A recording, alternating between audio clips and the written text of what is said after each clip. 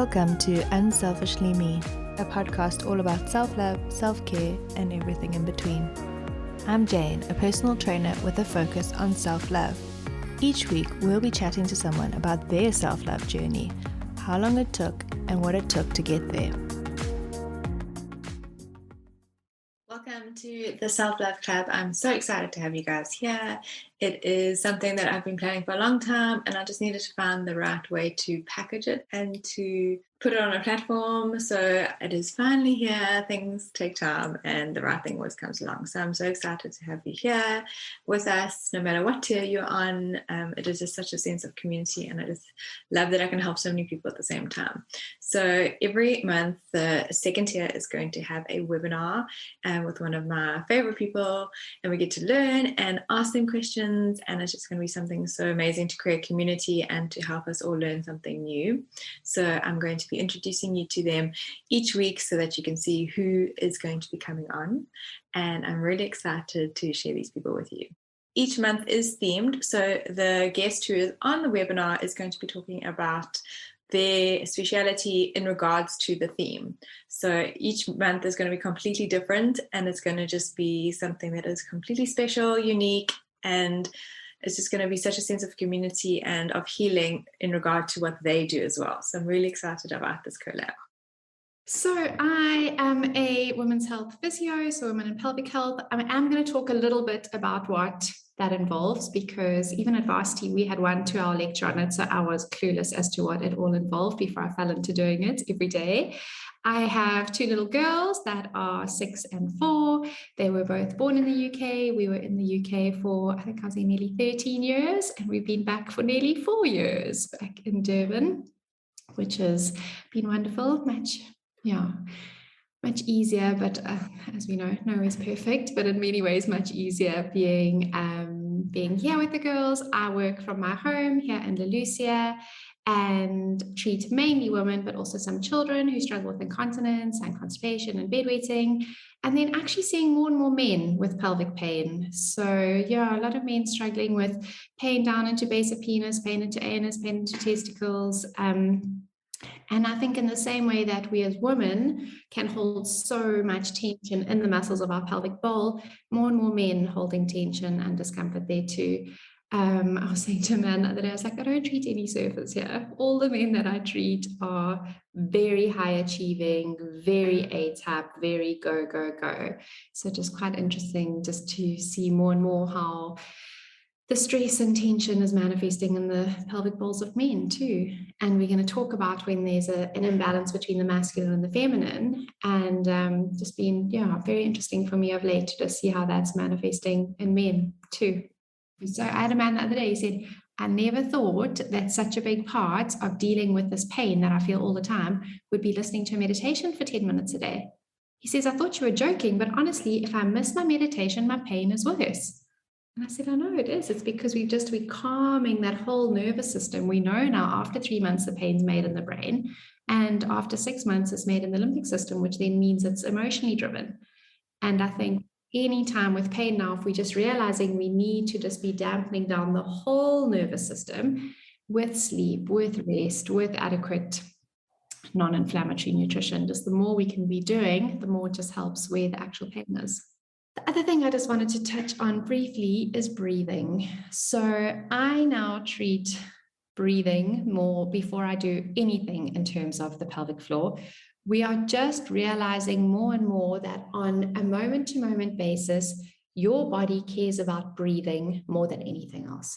And if your diaphragm is not able to get that movement that it needs, your body will then start to develop little cheat strategies and coping mechanisms to try and help that breathing happen. So when I see ladies who've got that very tight, restricted diaphragm, very often the pelvic floor is then tight, but also often the neck and the jaw are tight. So much of understanding neck and jaw pain is about releasing around the diaphragm. And if you struggle with neck and jaw pain, then I would not be surprised if when you were doing the little breathing exercise, you found that you were tight across the base of your ribs here. So the research is now saying that disorders of breathing and continence have a stronger association with back pain than obesity and physical activity. We always previously thought, back pain is those that are very overweight or not doing enough exercise. We're now seeing that if your breathing is not optimal, you're more likely to have lower back pain. Again, just thinking about how this core system works. But also, if you have pelvic floor issues, continence issues, then you also have a higher chance of lower back pain, just because that whole core system is not working as it should be. I don't think this will come as a surprise to many of you, but breathing and anxiety, they are just so intertwined. And we are so fortunate to have breathing as the tool that we do. Breathing is the only bodily function we do that we do unconsciously, but we can also tap in and control consciously.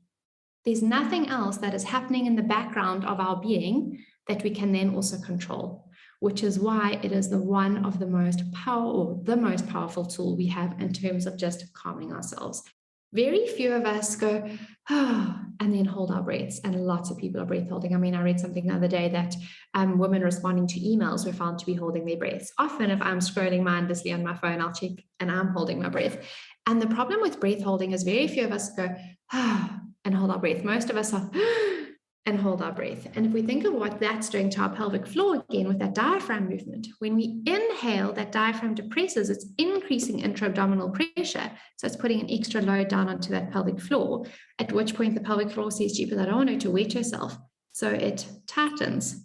So that breath holding, again, is a big contributor to women holding more tension and having more tightness within their pelvic floors. Just coming back to how I assess the pelvic floor. So it's not like going to the gynae where they put a speculum in. It's just with one lubricated finger into the vagina. And then what I'm feeling inside is if I can feel any knots or tension, because in the same way that we can get knots and pain in our neck and our shoulders and our back, we can also get knots in the muscles of the pelvic floor. I'm wanting to see how much movement the pelvic floor's got, how much strength the pelvic floor's got. So I started realizing that I almost had an idea of what I was going to find in terms of tension distribution in the pelvic floor just by chatting to the lady and seeing her pre-questionnaire when I then went to do the internal.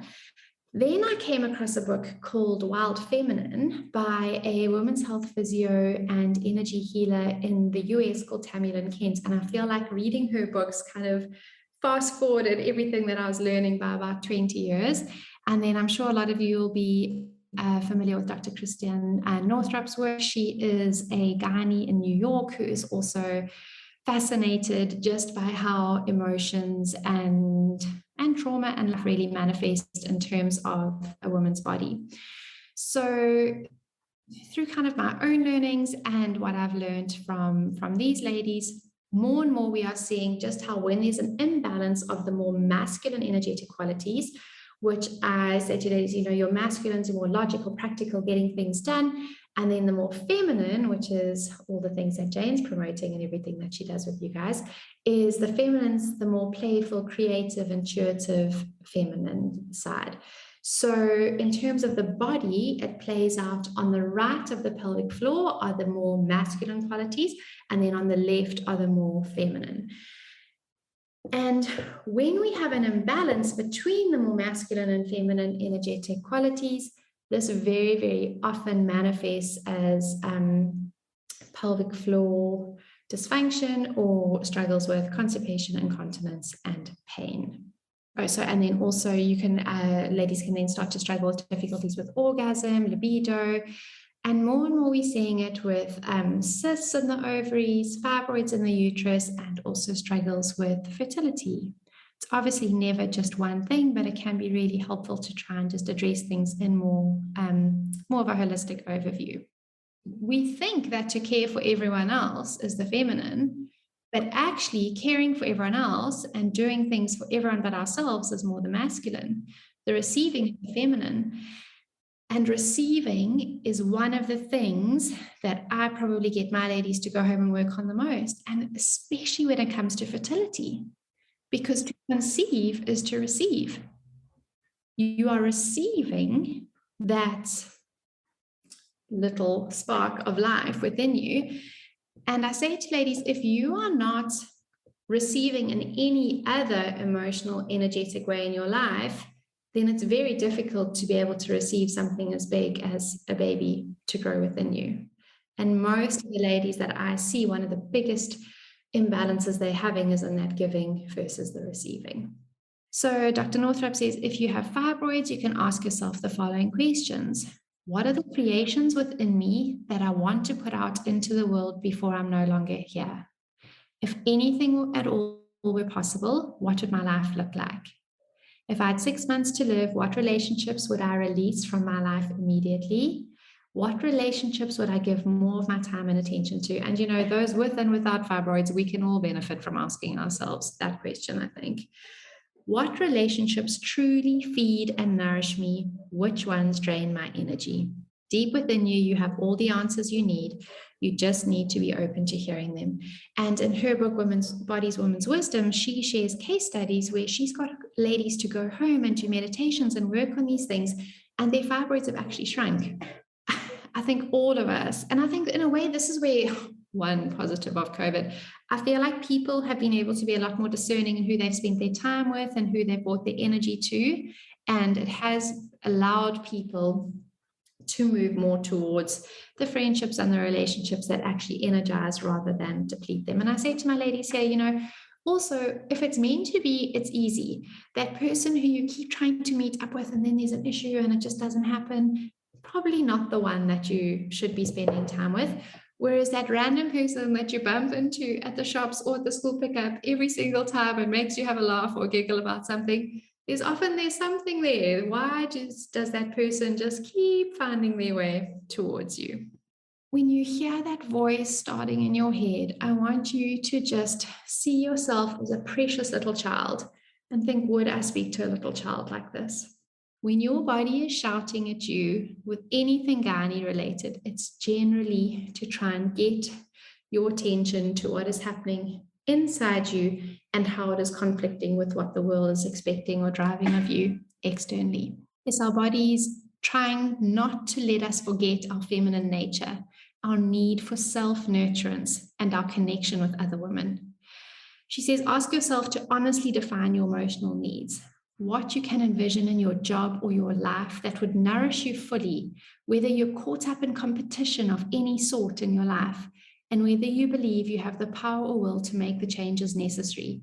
Trust in the process and know you will learn something, whatever option you choose.